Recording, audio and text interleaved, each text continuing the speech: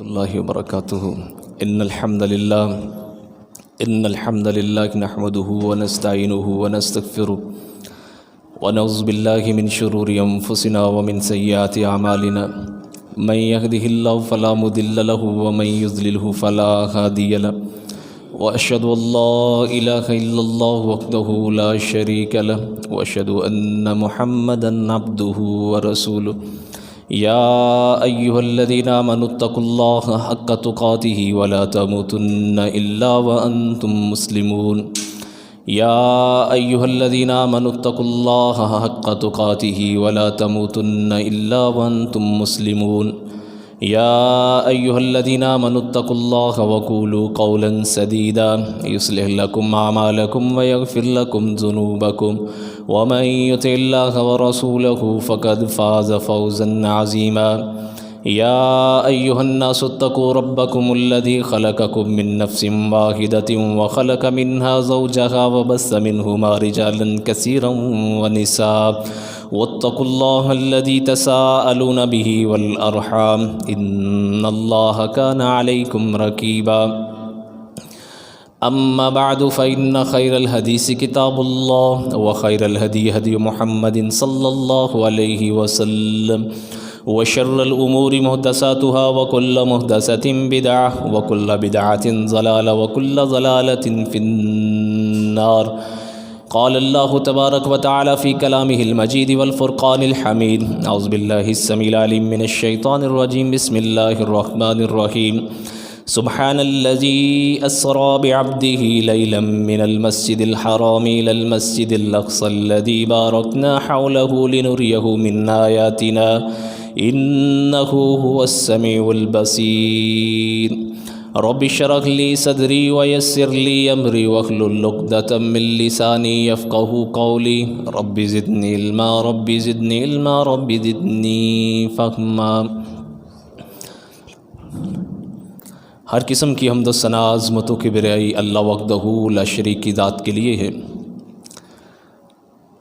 درود و سلام سید الاولین والآخرین امام الانبیاء والمرسلین حضرت محمد مصطفیٰ صلی اللہ علیہ وآلہ وسلم کی ذات اقدسہ پر اللہ کی کروڑ کروڑ رحمتیں ہوں، اہل بیت اطہار پر، صحابہ کرام پر، تابعین اعظام پر، محدثین کرام پر، اولیاء اعظام پر اور ان علماء کرام پر جنہوں نے اللہ کے پیغام کو اللہ کے بندوں تک پہنچانے کا حق ادا کیا۔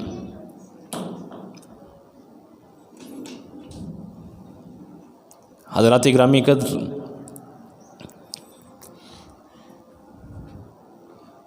معراج کا اصل مقصد، اصل فلسفہ وہ یہ ہے کہ اللہ تعالیٰ نے اپنے حضور، اپنے پیغمبر حضرت محمد مصطفیٰ صلی اللہ علیہ وآلہ وسلم کو نشانیاں دکھلائیں، جس طرح کہ سورہ بنی اسرائیل کی پہلی آیت میں اللہ رب العزت نے ارشاد فرمایا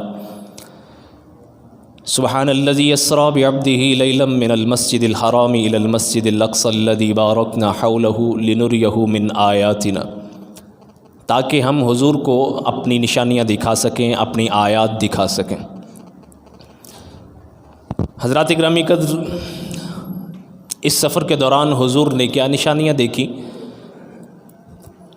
اس سفر کے دوران اللہ تعالیٰ نے حضور کو کیا نشانیاں دکھلائیں، مختصر طور پر آپ حضرات کے سامنے رکھتا ہوں، اس امید کے ساتھ اللہ رب العزت ہم سب کو عمل کرنے کی توفیق عطا فرمائے، ہمیں نصیحت حاصل کرنے کی بھی توفیق عطا فرمائے۔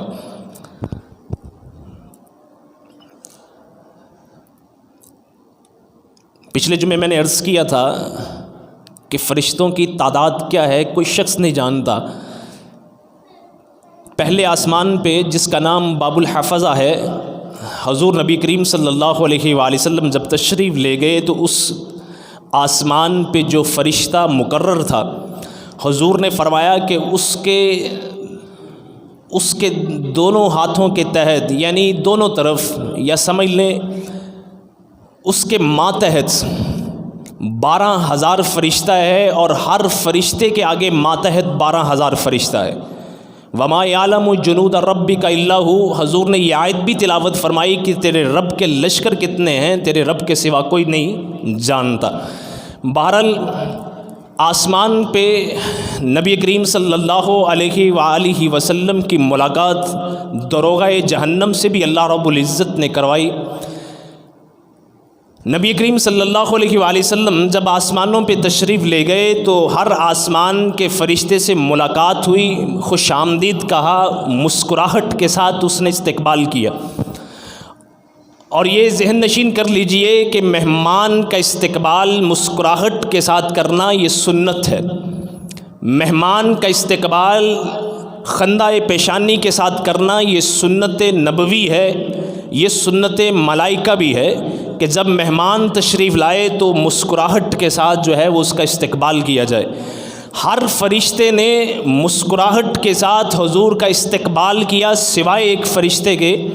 جب حضور تشریف لائے تو اس کے چہرے پہ کچھ تاثرات بدلے نہیں، ویسے کہ ویسے ہے۔ حضور نے جبریل امین سے پوچھا، جبریل میں نے دیکھا ہے کہ ہر فرشتے نے استقبال میں چہرے پہ مسکراہٹ لے کر آیا ہے، یہ کیا وجہ ہے کہ اس فرشتے کے چہرے پہ میں نے مسکراہٹ نہیں دیکھی؟ جبریل امین کہنے لگے، حضور اگر تو آپ سے پہلے یا آپ کے بعد اگر کسی کے لیے اس نے ہنسنا ہوتا، اس نے اپنے چہرے پہ مسکراہٹ لے کر آنی ہوتی تو یہ ضرور آپ کے لیے اپنے چہرے پہ مسکراہٹ لے کر آتا۔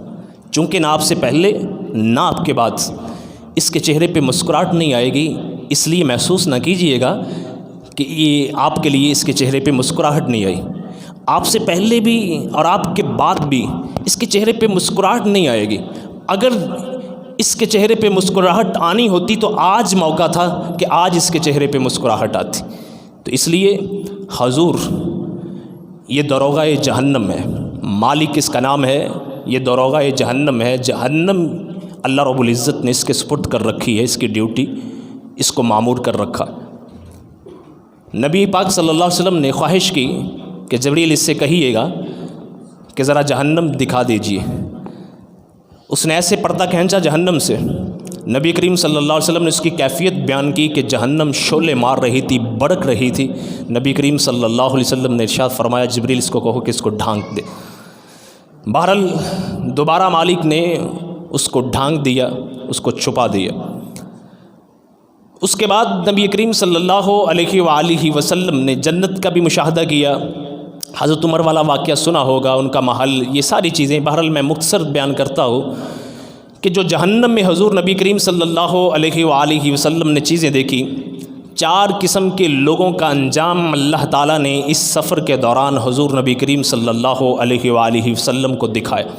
4 قسم کے لوگ، اللہ اکبر۔ حضور نے فرمایا کہ میں نے دیکھا کہ کچھ لوگوں کے ہونٹ جو ہیں یہ اونٹوں کی مانند ہیں، بڑے بڑے ہونٹ ہیں۔ جہنم کے انگارے جو ہیں وہ اٹھا کر اپنے منہ میں لے کر جاتے ہیں، منہ میں نگلتے ہیں، پخانے کے رستے وہ انگارے نکل جاتے ہیں۔ استغفر اللہ العظیم۔ اللہ سے دعا ہے کہ اللہ رب العزت اس انجام سے ہر مسلمان کو بچائے۔ صرف انجام نہیں بتایا، حضور نے وجہ بھی بتا دی کہ وجہ کیا ہے۔ جبریل امین علیہ الصلاۃ والسلام فرمانے لگے، یہ وہ لوگ ہیں جو یتیموں کا مال ناحق کھایا کرتے تھے۔ یتیموں کا مال ناحق کھانے والوں کا یہ انجام ہے کہ آج جہنم کے انگارے جو ہیں وہ اپنے منہ میں ڈالتے ہیں، پاخانے کے رستے باہر نکل رہے ہیں۔ اور یہ 1 بار نہیں، 2 بار نہیں، 3 بار نہیں، مسلسل ان کو یہ مشقت دی جا رہی ہے کہ جہنم کا انگارہ اٹھاتے ہیں، اپنے منہ میں داخل کرتے ہیں، پاخانے کے رستے باہر نکلتا ہے۔ اس لیے کہ اللہ تعالیٰ نے قرآن مجید سورہ النساء کے اندر یہ ارشاد فرما دیا تھا پہلے، ان الذین یأکلون اموال الیتامی ظلما انما یأکلون فی بطونہم نارا وسیصلون سعیرا۔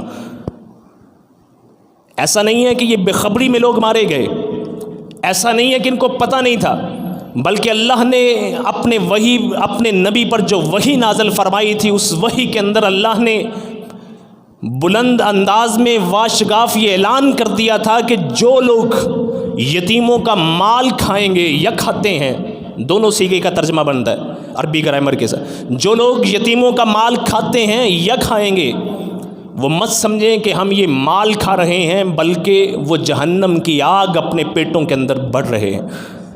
وَسَيَصْلَوْنَ سَعِيرًا، سعیر جہنم کا ایک نام ہے، آگ کی قسم ہے، بھڑکتی ہوئی آگ، جوش کھاتی ہوئی آگ، تیش کھاتی ہوئی آگ کے اندر ایسے لوگ داخل ہوں گے جو یتیموں کا مال کھاتے۔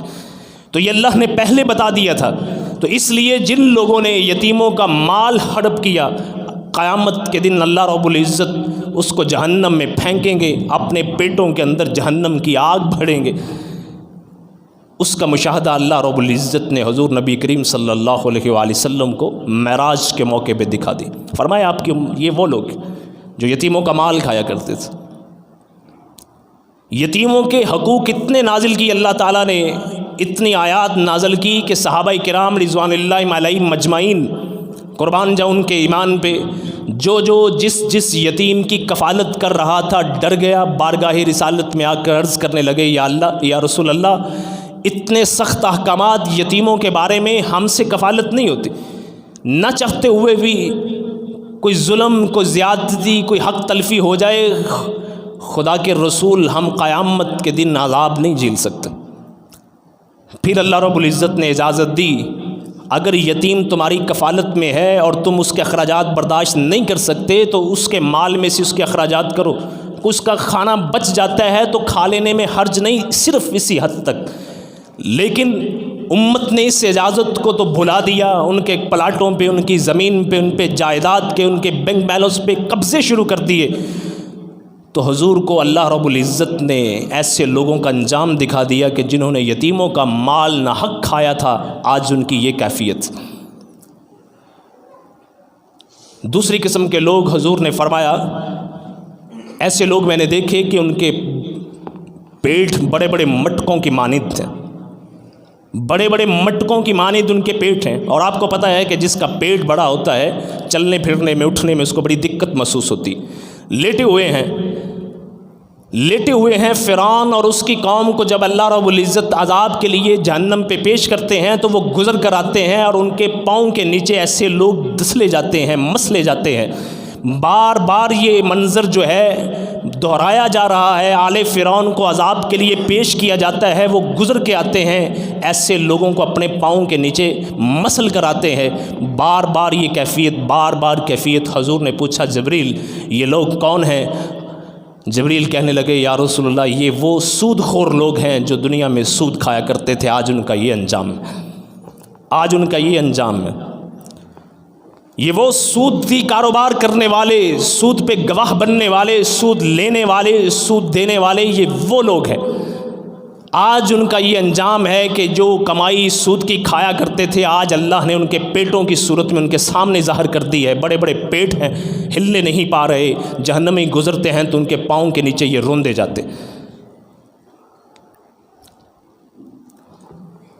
سود اتنا بڑا جرم ہے، بارہا اپنے علماء کرام سے سنا ہے کہ اس کا ادنا ترین گناہ حضور نے فرمایا اپنی ماں کے ساتھ زنا کرنا۔ اس کا ادنا ترین گناہ ماں کے ساتھ زنا کرنا۔ یہ بارہا اپنے حدیث سنی ہے علماء کرام سے، کبھی غور کیا ہے کہ ماں کے ساتھ زنا کرنے کا جرم کیا؟ سود کا ادنا ترین گناہ، ادنا ترین سود کا جو گناہ ہے وہ ماں کے ساتھ زنا کرنے کے جرم کے برابر ہے۔ کبھی غور کیا ہے کہ ماں کے ساتھ جرم کرنے کا گناہ کیا ہے؟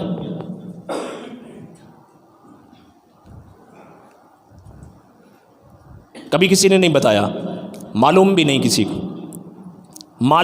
کسی کو کہ ماں کے ساتھ زنا کرنے کا جرم کیا ہے، کسی کو معلوم بھی نہیں۔ یہ نہیں کہ کسی نے آپ کو بتایا نہیں، ان کو پتہ ہے تو جان بوجھ کے نہیں بتایا، کسی کو پتہ ہی نہیں ہے کہ ماں کے ساتھ زنا کرنے کا جرم کیا ہے۔ جب اس جرم کا پتہ نہیں تو اندازہ لگا لیجئے یہ کتنا بڑا جرم ہوگا۔ کوئی بھی حد ہے، کوئی بھی کام ہے، اس کی سزا شریعت نے بتائی ہوئی ہے، پتہ ہے کہ اس کی یہ سزا ہے، اور جس سزا کا اللہ نے بتایا نہیں ہے اس کی انتہا کیا ہے، اس کی ابتدا کیا ہے، کوئی نہیں جانتا۔ ہاں، علماء کرام نے فقہاء کرام نے ایک مسئلہ ضرور بیان کیا ہے، سزا کے طور پر، جرم کی شدت کے حساب سے نہیں، سزا کے طور پر کہ جو محرم کے ساتھ زنا کر لیتا ہے، بیٹی کے ساتھ، ماں کے ساتھ، محرم ان کے ساتھ زنا کر لیتا ہے، اس کی سزا کیا ہوگی؟ سزا بیان کی ہے دنیا کی، اللہ کے ہاں اس کی شدت کیا ہے، اللہ کے ہاں یہ جرم کیا ہے، یہ انہوں نے نہیں بھی بتایا۔ اس کی سزا تجویز کی ہے کہ ایسے شخص کو قتل کر دیا جائے گا، اس کو درے کوڑے شوڑے نہیں مارے جائیں گے، اس کو قتل کیا جائے گا۔ یہ فقہاء کرام کا ایک قول ہے، ان کی ایک سوچ ہے، لیکن جرم کیا ہے، اس کی شدت کیا ہے، فقہاء کرام بھی نہیں بیان کر سکے۔ تو اس لیے حضور نے یہ فرمایا کہ سود کی ادنا ترین جرم جو ہے وہ ماں کے ساتھ زنا کرنے کے برابر ہے۔ ہم تصور نہیں کر سکتے کہ یہ جرم کتنا بڑا۔ اور یہ مت سمجھیے گا کہ سود جو ہے صرف اور صرف تعلق اس کا آخرت کے ساتھ، جزا سزا کے ساتھ ہے، اس کا آخرت کے ساتھ تعلق نہیں۔ ہم جس اسلام کے پیروکار ہیں یہ ایک دین ہے، دین صرف مذہب نہیں ہے۔ یہ بات ذرا سمجھیے گا، ہم جس اسلام کے پیروکار ہیں، جس اسلام کو ماننے والے ہیں، یہ صرف ایک مذہب نہیں ہے بلکہ ایک دین ہے، ایک ضابطہ ہے، ایک قانون ہے۔ یہ سود کو حرام قرار دیا، اور سود خور کی مثال قرآن مجید میں اس طرح دی گئی کہ جس طرح خبتی شخص ہوتا ہے، جس کو شیطان نے چھو لیا ہوتا ہے، حواس باختہ ہوتا ہے، اس طرح سود خور ہوتا ہے۔ اس کو نہیں کسی کی عزت کا خیال، اس کو نہیں حلال کی حرام کی تمیز، کچھ نہیں ہوتی۔ سود خور کی مثال قرآن نے یہ دی، خبتی شخص، حواس باختہ، سوچنے سے عاری ہوتا ہے۔ دنیا میں مال و دولت کے حساب تو بڑے کرے گا، لیکن آخرت اس کے ذہن میں نہیں آئے گی، جنت جہنم اس کے ذہن میں نہیں آئے گی، حلال حرام کی تمیز اس کے ذہن میں نہیں آئے گی، اس لیے کہ اللہ نے فرما دیا ہے کہ ایسا شخص حواس باختہ ہو جاتا ہے، اس کے اندر انسانیت مر چکی ہوتی ہے، اس کو اپنے روپے اور پیسے کے ساتھ ہوتا ہے، اس کو انسانیت کے ساتھ کوئی عمل دخل نہیں، کوئی لینا دینا نہیں، کوئی بھوکوں مر رہا ہے، کوئی افلاس کے ساتھ مر رہا ہے، اس کو کوئی فکر نہیں۔ یہ سود خور کی طبیعت ہے، یہ اس کی فطرت بن جاتی۔ ہمارا دین اسلام صرف اور صرف ہر چیز کو آخرت پہ نہیں پھینک رہا، بلکہ اس دنیا کی خوشحالی کی ضمانت بھی ہمیں دے رہا ہے، اور دنیا کی خوشحالی کی ضمانت اسی میں ہے کہ سود کو ختم کیا جائے، تاکہ تمام لوگوں کو، تمام انسانیت کو برابر کے مواقع مل۔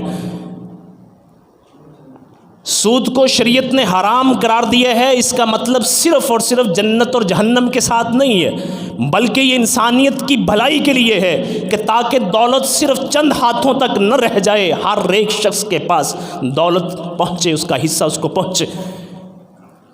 اور یہ جو سود خور نظام ہے یہ ایسا ہونے نہیں دیتا، سود خور نظام اس طرح ہونے نہیں دیتا، صرف اور صرف چند لوگوں کی حد تک، چند کمپنیوں کی حد تک، چند اداروں کی حد تک دولت کو رکھتا ہے، عام لوگوں کو غلام ورکر بنا کر رکھتا ہے۔ یہ سودی نظام ہے۔ یہ مت سمجھیے کہ صرف اور صرف اس کا جنت اور جہنم کے ساتھ تعلق ہے، آخرت کے ساتھ تعلق۔ اور حضور نبی کریم صلی اللہ علیہ وآلہ وسلم نے اپنے دور کے اندر خصوصاً حجۃ الوداع کے موقع پر فرمایا، آج جتنا سود ہے میرے پاؤں تلے، ختم ہے، کل عدم ہے، جس سے سود لینا ہے ختم ہے، کوئی تقاضا نہیں کر سکتا، سود ہمیشہ کے لیے حرام ہے۔ اور سب سے پہلے فرمایا کہ میں اپنے خاندان سے ابتدا کرتا ہوں، میرے چچا عباس عبد المطلب نے جس سے سود لینا ہے ختم ہے، اپنے گھر سے ابتدا کی۔ فرمایا آج کے بعد کوئی سودی لین دین نہیں، کوئی کاروبار نہیں، ہاں جس کی اصل رقم ہے اس کا تقاضا کر سکتا ہے، اس کے علاوہ سود کی، یہ بڑا لمبا ٹاپک ہے، سود کی ہر شکل، سود کی ہر شکل حضور نبی کریم صلی اللہ علیہ وآلہ وسلم نے منع فرما دی، ختم کر دی۔ اور یہاں تک کہ فرمایا کہ جو سود دینے والا ہے، لینے والا ہے، لکھنے والا ہے، گواہ ہے، سب کے سب پر اللہ رب العزت کی لعنت ہے، سب اس جرم میں شریک ہے، سب کو شریک کر لیا، اس لیے تاکہ اس کا ہمیشہ کے لیے کلا کما کیا جا سکے۔ یہ استعمار کا بہت بڑا ہتھیار ہے سود، پورے کے پوری ریاستیں، پورے کے پورے ملک اس سودی نظام کے اندر جکڑ کر، ان کو قرضوں تلے دبا کر اپنی منمانیاں کرتے ہیں، اپنی مرضیاں کرتے ہیں، جو چاہے قانون پاس کرواتے ہیں، جو چاہے نصاب تعلیم میں تبدیلیاں کرتے ہیں۔ یہ بنیادی وجہ ہے۔ یہ IMF ایسے قرضے نہیں دیتا کسی ملک کو، اس کے دل میں کسی کے لیے رحم نہیں ہے کہ فلاں ملک کی عوام بدحال ہے، مفلوق الحال ہے، فلاں ملک کی عوام بھوکی ہے، ان کو قرضہ دے دو، اس لیے نہیں دیتا۔ یہ چند لوگ ہیں جنہوں نے مل کر یہ ادارے بنائے ہوئے ہیں۔ FATF یہ پابندیاں لگاتا ہے، یہ بین لگاتا ہے، یہ کرنا ہے، یہ نہیں کرنا، یہ کرنا ہے، یہ نہیں کرنا۔ سربراہ مملکت باوجود اس کے کہ اس کے پاس عوام نے مینڈیٹ دیا ہوتا ہے، لیکن ان کی پالیسیاں سینٹ ہو یا قومی اسمبلی ہو، دونوں ایوان کی جتنی بھی قانون سازی ہے، جتنے بھی ان کے پلان ہیں، جتنے بھی یہ سوچ اور بیچار کرتے ہیں، یہ اس چھتری کے نیچے رہ کر اس کی حدود کراس کرنے کی کوشش نہیں کرتے۔ کیوں؟ وجہ ہے قرضوں تلے جکڑے گئے ہیں، اس سودی نظام میں پھنس چکے۔ اور اس میں سب سے بڑا کنٹریبیوشن، سب سے بڑا ہاتھ ان کرپٹ سیاستدانوں کا ہے، ان کرپٹ لوگوں کا ہے، جنہوں نے قرض پہ قرض لے کر اپنی ذاتی دولت میں تو اضافہ کیا، لیکن ملک کو مقروض کر کے رکھ دیا۔ اور اتنے بے وقوف و جاہل ہم ہیں کہ جو ان کی خاطر لڑتے جگڑتے کبھی نہیں سوچا کہ ملک کا انہوں نے کیا بیڑا غرق کیا، کبھی نہیں سوچا۔ ہماری تان ٹوٹ جاتی ہے، ہماری تقسیم ہو جاتی ہے، PTI میں، نون لیگ میں، پیپل پارٹی میں، فلاں جماعتوں میں، یہاں ہماری ہمارا سارے کا سارا سوچ اور ہمارے ذہن کا محور یہیں آ کر رہ جاتا ہے، لیکن ہم نے کبھی جرت نہیں کی، کبھی نہیں سوچا کہ اس ملک کو بدحالی تک پہنچانے میں کردار کن کا۔ میں نون لیگ کا ہوں، مجھے ہر حال میں دفاع کرنا ہے نواز شریف کا۔ میں PTI کا ہوں، مجھے ہر حال میں دفاع کرنا ہے عمران خان کا۔ لعنت ڈالیں ان پہ، یہ دیکھے تو صحیح آپ کے ملک کو کمزور کنہوں نے کیا ہے، کنہوں نے اغیار کے ہاتھوں میں اس کو گروی رکھ دیا ہے، کنہوں نے سودی نظام کے اندر پھنسا دیا ہے۔ کیا پاکستان پہلے دن سے مقروض تھا؟ کیا پاکستان پہلے دن سے بدحال تھا؟ کیا پاکستان پہلے دن سے ان مشکلات کا شکار تھا؟ ابھی ہم پیدا ہوئے تھے، ابھی ہم آزاد ہوئے تھے، ابھی یہ ملک بنا تھا تو یہ لوگوں کو قرض دیا کرتا تھا۔ کیا وجہ بنی 2-3 خاندان برسر اقتدار آئے اور یہ ملک قرضوں تلے دب گیا۔ آج بھی ان کی فیور کرتے ہیں، آج کی ان پہ پیچھے نعرے لگاتے ہیں۔ بہرحال فرمایا یہ سود خوروں کا انجام تھا جو مجھے دکھایا گیا۔ تو میں نے یہ بات بیان کی ہے کہ سود خوروں کا انجام کا تعلق صرف آخرت کے ساتھ نہیں ہے۔ جس قوم میں سود عام ہو جاتا ہے وہاں چند لوگوں کے ہاتھ میں تو دولت آ جاتی ہے، باقی بھوک اور افلاس چھا جاتی، وہ ملک کبھی ترقی نہیں کر سکتا، وہ ملک کبھی بھی غیرت، خود اعتمادی اور ہمت کا مظاہرہ نہیں کر سکتا۔ جو سود تلے دبا ہے، قرضوں تلے جکڑا ہے، ایسا ملک کبھی بھی خودداری نہیں دکھا سکتا، کبھی بھی آزاد ہو کر اپنی پالیسی نہیں بنا سکتا، کبھی بھی کسی کی آنکھ میں آنکھیں ڈال کر بات نہیں کر سکتا جس نے قرض دینا۔ بہرحال حضور کو فرمایا کہ یہ آپ سود خوروں کا انجام ہے۔ اللہ اکبر۔ اس کے بعد نبی کریم صلی اللہ علیہ وسلم نے فرمایا کہ میں نے کچھ لوگوں کو دیکھا جن کے سامنے تازہ اور فربا بڑا اعلیٰ قسم کا گوشت پڑا ہوا ہے، اور ایک طرف باسی قسم کا گلا سڑا، ان میں سے کیڑے نکل رہے ہیں، بدبو آ رہی ہے، متعفن بدبو زدہ وہ گوشت پڑا ہوا ہے۔ وہ پاک صاف اچھا گوشت چھوڑ کر وہ جو بدبودار گوشت ہے، وہ گوشت جس سے کیڑے نکل رہے ہیں، تعفن اٹھ رہا ہے، اس گوشت کو نوچ کر رہے ہیں، اس کو کھا رہے ہیں۔ میں نے جبریل سے پوچھا، جبریل تازہ گوشت چھوڑ کر یہ متعفن گوشت، بدبودار گوشت یہ کیوں کھا رہے ہیں؟ جبریل کہنے لگے، یا رسول اللہ یہ وہ لوگ ہیں جو آپ کی امت میں زناکار تھے، حق حلال کی بیوی چھوڑ کر دوسری عورتوں پہ ان کی نظر ہوا کرتی تھی۔ یہ وہ لوگ اللہ نے حق حلال کا آپشن دیا تھا، اپنی سیکشول نیڈز کو پورا کرنے کے لیے اللہ نے رسہ دیا تھا، اللہ نے آپشن بھی دیا تھا، ایک کے بعد دوسری کر لو، دوسری کے بعد تیسری کر لو، تیسری کے بعد چوتھی کر لو۔ اللہ نے آپشن دیا تھا لیکن وہ قبول نہیں کیا تھا، اور جس چیز سے اللہ نے روکا تھا اس کی طرف چل پڑے تھے، زنا کار تھے۔ یہ وہ لوگ ہیں، یہ ان کا انجام۔ اللہ اکبر۔ 1 2 3 4 سے بات ذہن میں آ گئی مسئلے کے طور پر. 4 تک مت سمجھیے گا کہ ایک مسلمان 4 پہ رک سکتا ہے یا اس کے لیے پابندی سے بٹ نہیں سکتا. یہ ذہن میں رکھیے. مسئلہ سن لیجیے. صرف 4 نکاح کی حد تک نہیں ہے. یہ 4 نکاح کی جو قید لگائی ہے یہ قرآن نے قید اس لیے لگائی ہے کہ ایک ہی وقت میں وہ 4 رکھ سکتا ہے، اس سے زائد نہیں رکھ سکتا. لیکن یہ نہیں کہا کہ زندگی بھر 4 ہی رکھ سکتا ہے، اس سے بٹ نہیں سکتا. بات سمجھ گئے. ایک فوت ہو گئی ہے، طلاق دے دی ہے، کر سکتا ہے. کوئی اور کسی کو طلاق ہوگی کسی وجہ سے، فوت ہو گئی ہے، کوئی اور کر سکتا ہے. کرتے کرتے زندگی بھر شریعت نے اس کے لیے آپشن رکھے. اتنی ساری سہولت دینے کے باوجود اس کو ایک وقت میں 4 نکاح کی گنجائش رکھنے کے باوجود اگر وہ شخص پھر بھی زنا کا ارتکاب کرتا ہے، پھر بھی غیر عورتوں کے پاس جاتا ہے، زنا سے منہ کالا کرتا ہے، فرمایا ان کا یہ انجام ہے حضور، یہ ان کا انجام ہے کہ تازہ گوشت چھوڑ کر جہنم کا باسی بدبودار کیڑوں والا گوشت جو ہے یہ اپنے پیٹ کے اندر بھر رہے ہیں یہ زنا کر لوگ. اللہ اکبر. ولا تقربوا الزنا، اللہ نے فرمایا زنا کے قریب بھی نہ جانا. انہ کان فاحشۃ وساء سبیلا، یہ بے حیائی ہے، یہ بری راہ ہے، یہ برا رستہ ہے، زنا کے قریب بھی نہ جانا.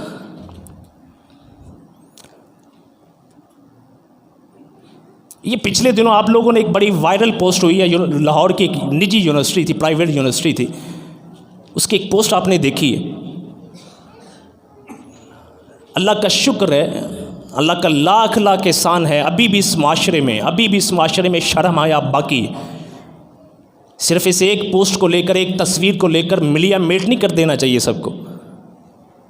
ابھی بھی اس معاشرے میں شرم حیا باقی ہے، اللہ کا شکر ہے لاکھ. لیکن یہ ذہن میں رکھیے گا کہ دیمک کی طرح ہمارے اس معاشرے کو یہ بے حیائی چاٹ رہی ہے. ایک دن آئے گا کہ اس معاشرے کو کھوکھلا کر کے رکھ دے. اور آپ کو پتہ ہے یہ جو ہماری یونیورسٹیز میں ہوا ہے، یہ ہونے جا رہا ہے یا ہو رہا ہے، اس کی پلاننگ کہاں کی گئی تھی پتہ ہے آپ کو؟ یہ مت سمجھیے گا کہ ہاتھ سے ایسے ہی ہم ہر بات لا کر امریکہ کے ساتھ ٹھونک دیتے ہیں، یہ مت سمجھیے گا. اس کی باقاعدہ پلاننگ 1980 میں ہوئی تھی. امریکہ میں ایک ریسرچ کی گئی تھی، انہیں کہا کہ سب سے زیادہ مضبوط خاندانی نظام مسلمانوں کے اندر موجود ہے، خصوصاً جنوبی ایشیا کے اندر سب سے مضبوط خاندانی نظام.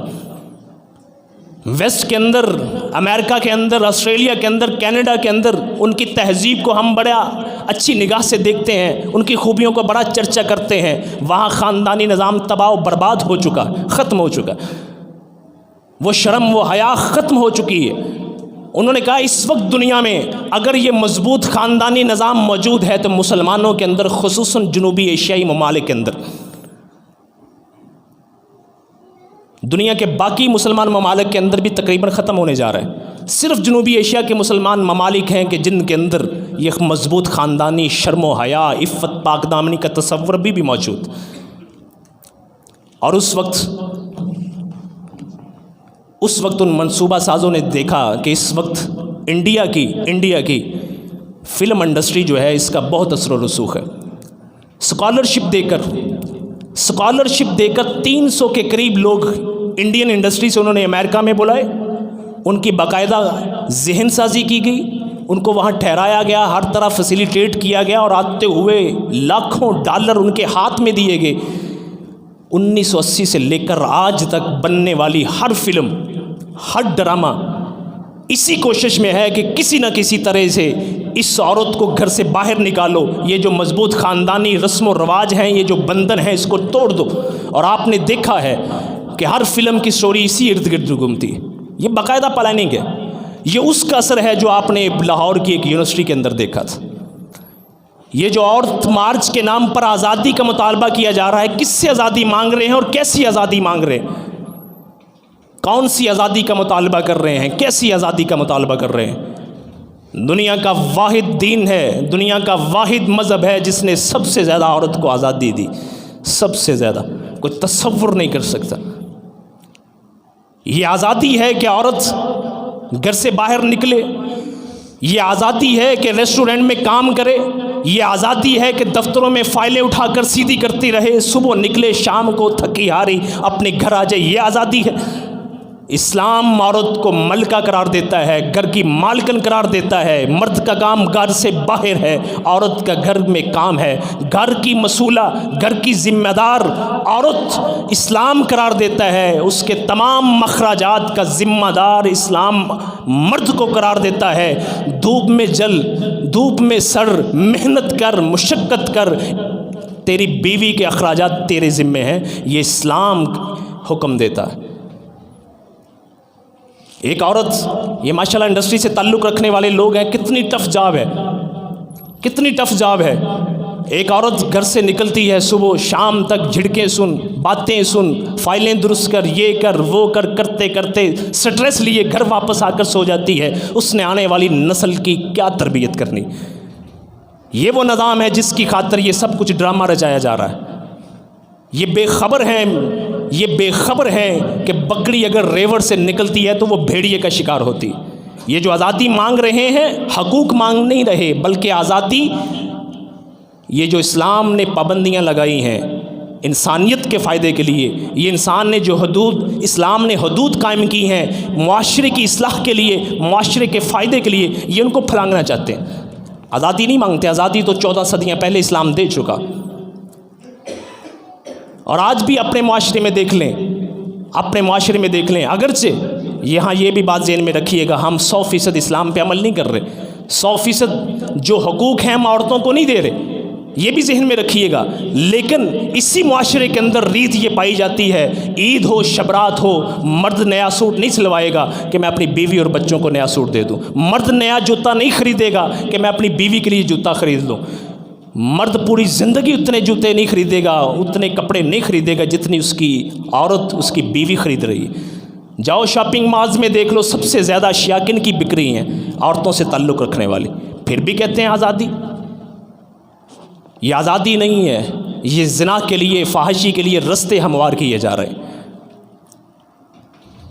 فرمایا یہ وہ لوگ ہیں کہ جو زنا کار تھے۔ میں نے کئی دفعہ یہ بات دہرائی، اب بھی دہراتا ہوں، قرآن نے جو الفاظ بیان کر دیے ہیں اس کی قربان جاؤں اللہ کی ذات پہ، لا تقربوا الزنا انہ کان فاحشۃ وساء سبیلا، یہ برا رستہ ہے، یہ برا رستہ ہے، زنا کے قریب نہ جانا، یہ بری سڑک ہے، سڑک پہ جایا بھی جاتا ہے، آیا بھی جاتا ہے، رستہ اسی لیے ہوتا ہے جانے والا چلا جائے، آنے والا آ جائے۔ قاضی سلیمان منصور پوری رحمۃ اللہ علیہ نے لکھا ہے کہ اللہ نے یہ بتانا چاہا ہے کہ یہ زنا وہ رستہ ہے کہ جس رستے پہ چل کے تم جاؤ گے اسی رستے پہ چل کے تمہارے گھر میں بھی کوئی آئے گا۔ یہ زنا معمولی چیز نہیں ہے، یہ زنا معمولی چیز نہیں ہے، یہ خاندان، یہ نسل کو تباہ کرنا ہے۔ فرمایا کہ میں نے دیکھا کہ عورتیں جو ہیں وہ لٹکائی ہوئی ہیں، لٹکی ہوئی عورتیں۔ میں نے جبریل سے پوچھا، جبریل یہ کون سی عورتیں ہیں؟ فرمایا یہ غیر مردوں کے پاس جانے والی عورتیں، غیر مردوں کے پاس جانے والی عورتیں، یہ ان کا انجام ہے۔ اللہ اکبر، میں ڈیٹیل میں نہیں جانا چاہتا۔ ایسی عورتوں کا انجام آخرت میں تو جو ہے یہ ہے، اللہ رب العزت اس دنیا میں بھی دکھا دیتا ہے۔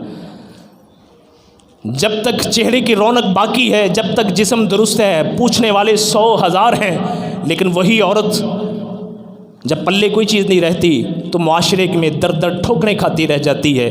یہ عزت، یہ عفت کا جو نظام قائم کیا ہے اللہ رب العزت نے، اللہ کے رسول نے، یہ عورت کی بھلائی کے لیے قائم کیا۔ وہ عورت پاک دامن، عزت دار عورت جو بوڑھی ہو جاتی ہے، ہڈیوں کا ڈھانچہ بن جاتی ہے، اس کی اولاد اس کو اٹھائی پھرتی ہے، جب اس دنیا سے جاتی ہے بڑے پردے کے ساتھ اس کو غسل دے کر، اس کو کفن دے کر، عزت کے ساتھ اس کو دفن کر کے آتے ہیں، بعد میں اس کے لیے دعائیں کرتے رہتے ہیں۔ یہ مقام، یہ شرف اس عورت کو اللہ رب العزت اس عزت اور عفت کی وجہ سے عطا کرتا ہے۔ اور یہ جو بازاری عورتیں ہیں، 4 دن تو عیاشی ہوتی ہے، چمک ہوتی ہے، پیسے کی ریل پیل ہوتی ہے، ہم نے آج کے میڈیا کے دور میں ایسی عورتوں کا انجام دیکھا ہے، در در کی ٹھوکریں رہ جاتی ہیں اور کچھ نہیں رہتا۔ یہ جو اسلام نے آزادی دی ہے، جو اسلام نے عزت دی ہے، اس سے بڑھ کر دنیا میں کہیں اور عزت نہیں۔ یہ علیحدہ موضوع ہے، 2-3 جمعے لگ جاتے ہیں کہ اسلام نے عورت کو کیا آزادی دی ہے، کیا حقوق دیے۔ شادی تک کی اس کی مرضی پوچھی گئی ہے، شادی میں اس کی مرضی پوچھی گئی ہے۔ اس سے بڑھ کر فریڈم اور کیا ہے؟ اس سے بڑھ کر آزادی اور کیا ہے؟ اس سے بڑھ کر رائٹس اور کیا ہے؟ وراثت میں اس کا حصہ رکھا۔ اور یہ بھی ذہن میں رکھیے گا، آپ سے بات لمبی ہو رہی ہے، عورت کا جو مال ہے اس میں مرد کا کوئی حصہ نہیں ہے، یہ ذہن میں رکھیے گا، سوائے وراثت کے، سوائے وراثت کے۔ اس کے علاوہ عورت کے پاس جو زیور ہے، جو مال دولت ہے، اس میں مرد کا کوئی حق نہیں ہے۔ اپنی مرضی سے عورت دے تو دے، مرد قانونی طور پر، شرعی طور پر اسے لے نہیں سکتا۔ ہاں، مرد کے پاس جو مال ہے اس میں عورت کا شریعت نے حق رکھا ہے، خاوند نہیں بھی دیتا تو قانونی طور پر، شرعی طور پر لے سکتی ہے۔ یہاں تک کہ بات توجہ کے ساتھ سنیے گا، چور کی سزا شریعت نے ہاتھ کاٹنا رکھی ہے، لیکن اگر اس کا خاوند بیوی کو حق نہیں دیتا تو بیوی کو چوری کی بھی اجازت دی ہے شریعت نے۔ عورت اپنی استعمال کے لیے، اپنی حد تک کے لیے عورت مرد کے مال میں سے بنا پوچھے لے سکتی، یہاں تک شریعت نے اس کو حق دیا ہے۔ ابھی بھی کہتے ہیں کہ آزادی چاہیے، پتہ نہیں کون سی آزادی چاہیے۔ فرمایا یہ وہ عورتیں ہیں جو غیر مردوں کے پاس جایا کرتے تھی۔ جرم 2 ہیں، غیر مردوں کے پاس جانے کا جرم 2 ہے، جس کی بنیاد پر آج اللہ نے ان کو لٹکایا ہوا ہے۔ 2 جرم ہیں۔ ایک جرم یہ ہے کہ پتہ نہیں اس کے پیٹ میں جو اولاد پل رہی ہے وہ اس کی ہے جو اس کا خاوند ہے، یا کسی اور کی ہے۔ کسی اور کی اولاد اس کے پیٹ میں پل رہی ہے، اس نے جنم دیا، معاشرہ یہی سمجھتا رہا شاید یہ اس کے خاوند کی اولاد ہے، اس کا بیٹا ہے، اس کی بیٹی ہے۔ وہ خاوند محنت مشقت کر کے اس غیر کے بچے کو اپنا بچہ سمجھ کر پالتا رہا، یہاں تک کہ جب وہ بالغ ہو گئے، اس کی اپنی بیٹیاں جو تھیں اصل میں حلال کی اور یہ حرام کا جو اس کے گھر میں پل رہا تھا، ان کے درمیان میں محرم اور غیر محرم کا، پردے کا اور نا پردے کا جو سسٹم ہے یہ بھی ختم ہو گیا۔ یہ 2 جرم ہیں جس کی بنیاد پر آج یہ عورتیں اللہ رب العزت نے لٹکائی ہوئی۔ یہ 2 جرم ہیں۔ بہرحال اللہ رب العزت سے دعا ہے اللہ عمل کرنے کی توفیق عطا فرمائے۔ وقول قولی ھذا استغفر اللہ لی ولکم ولسائر المسلمین۔